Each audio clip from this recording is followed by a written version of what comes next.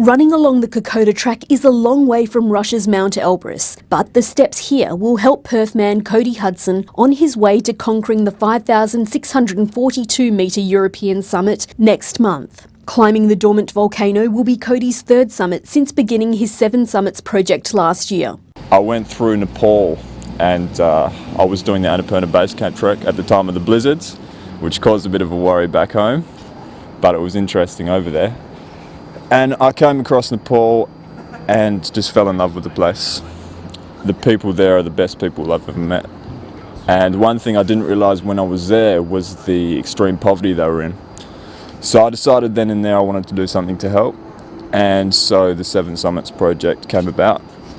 I wanted to do this 7 Summits for a few years prior, and the opportunity came along where I was free, I had no commitments, so we could just go for it. He's hoping to raise $250,000 for children's education in Nepal in partnership with Save the Children.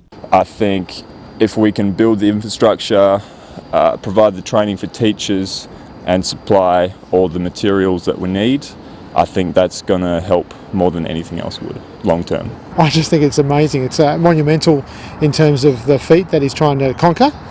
But I think the way he, from what I believe he thinks, is in comparison to the work that needs to be done, and particularly in Nepal, around education, around health and hygiene and provision of basic primary health care, it's probably a small feat. He climbed his first mountain in Switzerland when he was 20 and says he gets his adventurous spirit from his late grandfather. He was a rescue guide on Mount Cook, so I guess I inherited the love of the outdoors and the love of mountains from him. But it's also the fact that, we're from Perth. The highest mountains we have here are anthills, basically. So it's such a diverse landscape and such a contrast to what I grew up in.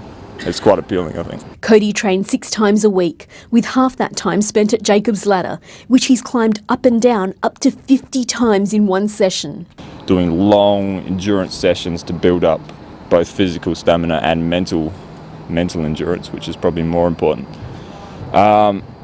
I've incorporated a bit of swimming. I've heard that's really good for your lungs and the ability to absorb oxygen. He'll only be accompanied by a guide and will be carrying a 12 to 15 kilogram backpack, with temperatures sometimes dropping to minus 25 degrees. This is located right near the border of Georgia and Chechnya.